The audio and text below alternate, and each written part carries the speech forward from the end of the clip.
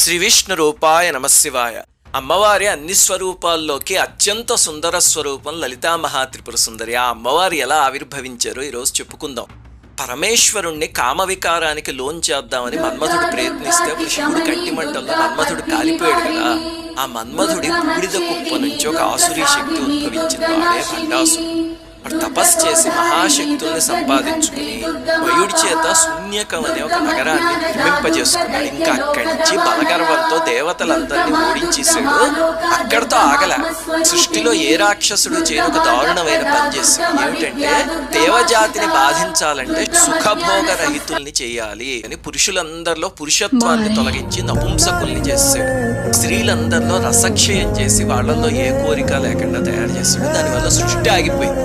దీన్నే కామప్రళయం అని పిలుస్తారు. ఇప్పటిదాకా సృష్టిలో ఏ రాక్షసుడు చేయని పని. 3 లోకాలు అల్లాడిపోయాయి. దేవతలందరూ